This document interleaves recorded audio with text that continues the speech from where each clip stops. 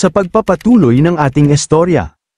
Sa mismong sandaling yun, itinataas ni Ye Junlin ang kanyang espada, at mabilis na inaktiba ang mahiwagang teknik, pigilin ang sansinukob, akitin ang walang hanggan, damaloy ang bughaw na spiritual na enerhiya sa kanyang buong katawan, tila nag-aalab na ilog ng lakas, itinutok niya ito sa langit habang buong bangis na sumambit, bumaba ang espada, manginig ang mga kalangitan, kasabay nito, lumitaw ang tatlong asul na dragon na nabuo mula sa chi, umaalulong sa himpapawid. Sa parehong pagkakataon, naglalabas ng enerhiya ang dalawang makapangyarihang artifact, ang Heavenly Jade Flute at Heavenly Coffin, na diretso ang daloy ng kapangyarihan sa espada ni Ye Junlin, ang Kang Yuan. Sa kabilang dako, tatlong munghing kalbo ang nagbuklod sa isang katawan, galit na nagwika, Demonyong Ye, maghanda ka sa kamatayan, sabay pinakawalan ang kanilang mabangis na atake. Ngunit si Ye Junlin ay sumagot ng matalim na tingin at mabilis na pinakawalan ang kanyang sword slash, tipaklong na humaharang sa karwahe. Saka siya mariing nagwika, Kang Yuan, ngayong araw, gagamitin ko ang dugo ng huwad na Buddha bilang alay sa pagpapakita ng tunay mong talam. Sumalpok sa gitna ang gintong enerhiya at bughaw, isang banggaang kumikidlat, nagbugso ng malupit na presyon na yumanig sa paligid. Sa ibaba, napamulagat ang mga disipulo sa biglaang pag-akyat ng presyon, si Li Wuji ay napasigaw ng may pangamba, Master, si Bai Shaoxi ay nagdadabog, nabubulag si Mao Si. Habang si Little Black ay natigilan, langit, nakakatakot ang lahing tao, si Hong Chenny naman ay litong wika, ano bang nangyari? Hindi nagtagal, isang napakalakas na pagsabog ang gumimbal sa itaas, nanaig ang atake ni Ye Junlin, tumagos ang lakas sa magkasalungat na enerhiya. Takot na takot, nagsitakbuhan ang mga cultivator at miyembro ng Shuangkong Temple, ang isa ay napasigaw, hindi ko pa nakita ang ganitong kapangyarihan, napakalupit, may isa pang sumigaw. Tumakbo tayo, kung mananatili tayo, mamamatay tayo. Bumagsak sa lupa ang asul na stream ng enerhiya, malakas ang pagsabog at ramdam ang presyon sa buong paligid. Sa ibaba, pawisan ng mga miyembro ng Shuangkong Temple, isang nag-aalalang wika, dapat nanalo ang abbot at ang mga elder, di ba? Ngunit may isa na napanganga, nanlalamig sa takot, habang unti-unting nawawala ang usok sa pinangyarihan ng pagsabog, bakit ang demonyo pa rin ang narito? Sa harap nila, nakita nilang si Abbot Zion kasama sina Elder Long Xiang at Elder Qingjin ay nakaupo sa isang maliit na hukay, luhaan at sugatan, nakatingin kay Ye Junlin na nasa itaas, hawak ang kanyang Kang Yuan sword na nagniningas ng bughaw na enerhiya. Takot na takot, sabay-sabay na sigaw ng mga miyembro, Abbot, Elder, huwag. Sa sandaling yun, ngumisi si Ye Junlin ng may paghamak, at mariing nagwika, sino pa ang may lakas ng loob na tumutol. Walang pag-aalinlangang sumagot si Elder Qingjin, may galit sa tinig habang nakaluhod ang isang tuhod sa lupa, Demonyo, huwag kang magpakasaya sa huwad mong tagumpay. Sa bisa ng karmang birtud ng templo ng Shuangkong, ang katwiran ay muling babangon. Darating ang araw na isang tunay na tagasanay ang tatayo, tagapagdala ng kalooban ng langit, at siyang gugupo sa iyo. Ngunit, sino ang makapagsasabi na darating ang araw na ito, na ang isang banal na tahanan ng liwanag ni Buddha, na minsang inalay sa pagliligtas ng lahat ng nilalang, ay babagsak, nilapastangan ng kamay ng isang demonyo, kami ang nabigong tuparin ang iniwang pananampalataya ng mga nauna sa amin, hindi namin naipagtanggol ang dalisay na lupang ito, at kami nagtaksil sa dugo at pananalig na ibinuhos sa pundasyon nito. Samantala, si Abbot Zion ay tahimik na nag-iisip habang nakaupo sa lupa, ni isa man sa yugto ng pagkakaisa ay walang lakas ng loob na humarap sa demonyong ito. Kailangan nating makahanap ng paraan upang makatakas, bago mahuli ang lahat. Sa sandaling yun, napabuntong hininga si Ye Junlin bago tumugon, tama na ang palabas ninyong dalawa. Sa lahat ng kasamaan at panlilinlang na pinaplano ng templo ng Shuangkong nitong mga huling taon, maging ang langit ay hindi na makatiis, ang banal na lupang ito, ay kayo mismo ang naglapastangan. Nang marinig yun, galit na sumigaw si Elder Long Xiang habang itinuturo si Ye Junlin sa itaas, Demonyo, tigilan mo na ang iyong mga kasinungalingan, mulat sa pool, ang templo ng Shuangkong ay lumalakad sa landas ng pagliligtas, inilaan sa kapakanan ng lahat ng nilalang, bawat disipulo namin ay bumababa ng bundok, upang puksain ang kasamaan, itaguyod ang katarungan, at ipalaganap ang habag sa buong lupain, hindi mo basta-basta malalapastangan ang pangalang ito. Agad namang sumingit si Elder Qingjin, nakakunot ang noo, akala mo ba dahil lamang sa panalo mong ito, ay maaari ka nang magpakalat ng paninirang walang kapalit? Ngunit tila walang pakialam si Ye Junlin, kinamot niya ang kanyang tainga gamit ang hinliliit, saka napabuntong hininga at sarkastikong tumugon habang nakapikit ang mga mata. Marahil, matapos kayong magkulong sa pagninilay, doon nagsimulang iligan ni Shuyun ang templo ng Xuangkong sa dilim, sa landas, na wala nang balikan. Pagkatapos, ibinuka niya ang kanyang mga mata, malamig ang titig, at mariing nagsalita, kaya kahit sa lahat ng nangyari, nagkukunwari pa rin kayo, kalbong monghe. Nang marinig ito, mabilis na lumingon si Elder Long Xiang sa kanyang likuran, nakakunot ang noo habang nagtatanong kay Abbot Zian, Shuyun, ano ang sinasabi ng taong ito? Ano ang ibig niyang sabihin? Ngunit hindi sumagot ang kalbong monghe na si Abbot Zian, sa halip, galit itong tumayo, pinagdikit ang mga palad sa harap at mariing nagwika, ikaw talagang demonyo, nandito ka pa rin, nilalapastangan ang matandang mongheng ito, hindi ko hahayaang magpatuloy ito. Sa sandaling yon, itinaas ni Ye Junlin ang kanyang kamay at mariing nagwika habang bumubuo ng isang sinaunang selyo, hindi na kailangang magpaliwanag, hayaang makita nila ang katotohanan sa sarili nilang mga mata. At sa isang iglap, mabilis niyang pinakawalan ang selyo sa noo ni Zian, biglang nagliwanag ang noo ng Abbot sa asul na liwanag, at napanganga ito sa takot at gulat, masamang nilalang, anong ginagawa mo sa isang matandang monghe? Sa tagpong yun, unti-unting lumitaw sa harap ni na Elder Long Xiang at Qingjing ang mga nakakakilabot na alaala, mga inosenteng bata na pinaslang, mga nayon na sinunog, at mga taong pinahirapan dahil lamang sa hindi pagsunod sa kagustuhan ni Zian. Kasabay nito, malakas na sumigaw si Ye Junlin, kayong dalawa, idilat ninyo ang inyong mga mata, at saksihan ninyo mismo, nang makita nila ang lahat, hindi napigil ang lumuha si Elder Long Xiang, namumula ang kanyang mga mata sa gulat at puot. Paanong nauwi sa ganito? Napakaraming inosente, pinaslang ng sarili mong mga kamay, ito ba talaga ang gawa ng isang tagasunod ng landas ni Buddha? Pagkatapos, nilinggan niya si Abbot Zian, itinuro ito at galit na sumigaw, Shuyun, matandang demonyo. Agad namang sumingit si Elder Qingjing, may galit sa tinig, anong kasalanan nito? Ang dangal na itinayo ng mga ninuno ng templo ng Xuangkong sa loob ng maraming henerasyon, winasak mo sa isang araw. Nakalimutan mo na ba ang dakilang panatang binitiwan mo noon, sa harap mismo ng Abbot? Sa sandaling yon, hindi na maitago ang kasamaan ni Abbot Zian. Bahagya siyang yumuko, at mula sa kanyang bibig ay lumabas ang itim at lilang enerhiya habang mariing nagwika, hayaan niyong ako ang maging walang hanggang ilaw, isinusuko ang sarili upang iligtas ang lahat ng nilalang. Iaalay ko ang aking katawan bilang sisidlan sa dagat ng pagdurusa, upang gabayan ang bawat ligaw na kaluluwa, hanggang sa mabunyag maging ang ilalim ng daigdig. Oo, lahat ng ginawa ko, ay para sa banal na panatang yun, lahat ng ito, para sa kinabukasan ng templo ng Xuangkong. Pagkatapos, tumawa siya ng malakas, at habang lumalakas ang bugso ng masamang enerhiya mula sa kanyang katawan, mariing nagwika, hayaan niyong ibalita ko ang isang masayang balita, na sakop na ng kailaliman ng immortal na kaharian, at malapit na, ang lahat ng mundo ay mapailalim sa iisang pamumuno. Ang katapusan ng Kunlun Realm, ay nalalapit na, hahaha. Ngunit sa kanyang isipan, dahil hindi ko na ito maitatago, mas mabuti pang ako na mismo ang magbunyag ng lahat. Nang marinig ang lahat ng iyon, agad naglabas ng gintong enerhiya sina Elder Long Xiang at Qingjing mula sa kanilang mga sandata, naghahanda sa nalalapit na panganib. Galit na sumigaw si Elder Long Xiang, kaya pala, ang siyam na impyerno ay nananahan sa loob mo, itinaksil mo kami, sa kailaliman. Agad namang sumunod si Elder Qingjing, sa lahat ng panahong ito, at ni isa sa amin ay walang nakapansin.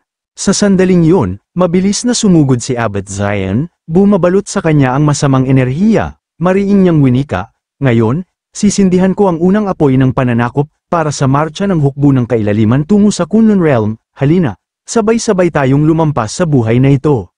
Nang marinig yon, ngumisi si Ye Junlin ng may paghamak, saka may panunuyang nagsalita, ha? May palihim pang laro sa likod ng lahat ng ito, TSK, mas matindi pa pala ang setup kaysa sa inaasahan ko. Pagkatapos, iwinasiwas niya ang kanyang kamay sa harap, matalim ang titig, at agad pinakawalan ng teknik na, Kang Yuan, landas ng abo. Sa isang iglap, tumama ang atake kay Abbot Zian, napaatras ito sa matinding sakit, at ang masamang enerhiya sa kanyang katawan ay tila hindi na niya makontrol, lumabas ito sa kanyang bibig, sa kanyang mga mata. Habang siya'y napatawa at mariing nagsalita, Ye Junlin, kahit patayin mo ako, wala kang mababago, hahaha, mabuhay ang kailaliman. At sa isang iglap, ang katawan ni Abbot Zion ay nagkawasak-wasak at unti-unting naglaho sa hangin. Sa sandaling yun, mariing nagpasalamat si Elder Long Siang, Amataba, ang awa ng langit ay sumili sa amin sa pamamagitan ng maagap na pagkilos ni tagapagligtas Ye. Kung tuluyang napasa kamay ng kailaliman ang templo ng Xuangkong, hindi na sana natin ito maisasalba. Agad namang sumabay ang mga miyembro ng templo habang nakatingala. Maraming salamat, tagapagligtas Ye, sa pagwasak sa huwad na munghing yun, at sa pagligtas sa banal na pangalan ng templo ng Xuangkong, kami yumuyuko sa walang hanggang pasasalamat. Samantala, mariing nagsalita si Elder Qingjing, seryoso ang ekspresyon. Kung totoo ang huling sinabi ni Shu Yun, isang kapahamakan ang nakaamba sa Kunlun Realm, isang dagat ng dugo ang sasakop sa mga tuktok nito, at lahat ng nilalang ay magdurusa. Agad namang tumugon si Elder Long Siang, nakataas ang kilay, Amataba, kung manggahas ang kailaliman na sakupin ng mga mundo, ang templo ng Xuangkong ay walang pag-aalinlangang tatayo upang ipagtanggol ang lahat ng buhay. Sa sandaling yun, iwinasiwas ni Ye Junlin ang kanyang kamay, at mula rito'y lumabas ang gintong enerhiya. Mariin niyang ipinahayag, huwag kayong mag-alala, mga kaibigan, kahit pa ang 10,000 angkan ng kailaliman ay bumagsak na parang bagyo, tayo'y mananatiling matatag. Sa isang iglap ng hininga, gagawin ko silang abo, at buburahin ang kanilang pangalan sa kasaysayan. Pagkatapos, humarap si Ye Junlin sa dalawang kalbong elder na sina Long Siang at Qingjing, iiwan ko na sa inyo ang mga natitirang gawain, samantalang ako, aalis na. Agad namang tumugon si Elder Long Siang, kalmado ang tinig, Amataba, kung gayon, taos puso kaming nagpapasalamat sa iyo, tagapagligtas Ye. Sumabay si Elder Qingjing, pakiusap, hayaan mong samahan ka ng abang munghing na ito sa iyong huling paglalakbay. Ngunit agad tumugon si Ye Junlin, hindi na kailangan yan. Pagkatapos, pinitik niya ang kanyang daliri at malakas na tumawag, akin, ngayon na. Samantala, sa gilid ng daang bundok, naglalakad pababa ang tatlong magkakapatid na maharlika mula sa kaharian ng Pure Land. Nang biglang dumilim ang langit, agad silang napatingala, gulat na itinuro ng prinsesa ang kalangitan at mariing nagsalita. Kuya, tingnan mo, yun ang alagang hayop ni nakatatandang Ye. Bakit sila umaalis? Tapos na ba ang labanan? Agad namang tumugon ang Crown Prince ng Pure Land, pawisan ang mukha habang nakatitig sa langit, kung nalagutan man ng hininga ang abot o hindi, hindi natin tiyak, ngunit ang mahalaga ngayon, ay may parating agad ito sa kanyang kamahalan. Makalipas ang ilang sandali, nakatayo sina Elder Long Siang at Qingjing, nakamasid sa mga tao sa di kalayuan, mariing nagsalita si Elder Qingjing, tayo rin ay may pananagutan sa sinapit ng Hanging Temple, hindi sana tayo nagbulag-bulagan at nag-aksaya ng panahon sa pag-iisa. Agad namang tumugon si Elder Long Siang, ha, sinong mag-aakalang si Shu Yun pala ay kasapi ng angka ng kailaliman, ang mahalaga ngayon ay muling itayo ang Hanging Temple. Ngunit bigla siyang may naramdaman sa likuran, mabilis siyang lumingon at mariing nagtanong, sino yan, lumabas ka, sa sandaling yun, 5 misteryosong nilalang na nakabalabal ang lumitaw, ang kanilang presensya ay tila nagdadala ng kamatayan. Ngumisi ang nasa gitna at may panunuyang nagsalita, hey, ang tatlong banal ng Hanging Temple na minsang namuno sa silangang rehiyon, ngayon, 2 na lang ang natitira, sadyang pabago-bago ang kapalaran. Sabay na tumugon ang 2 elder, nakakunot ang noo, anong uri ng duwag na daga ang nangangahas manggulo sa Hanging Temple nang hindi man lang nagpapakita ng mukha. Ngumiti nang may paghamak ang misteryosong nilalang sa gitna, Master Long Siang, mainit pa rin ang ulo mo gaya ng dati. Naaalala ko pa noong nagtipon ng 10 dakilang sekta ng silangan, nandoon ka, nagmumura sa lahat. Napanganga si Elder Long Siang, pawisan ang mukha, at mariing nagtanong, ay ikaw, sino ka ba talaga? Sa kanyang isipan, tanging mga pinuno at elder ng pinakamakapangyarihang sekta sa silangan ang pinayagang dumalo sa pulong na iyon. Mukhang hindi lang si Shu Yun ang nagtaksil sa kailaliman, mas malalim pa ang ugat ng lahat ng ito. Ngunit hindi sumagot ang misteryosong nilalang, sa halip, mabilis itong gumawa ng hand seal technique, mariing sumigaw, patayin sila.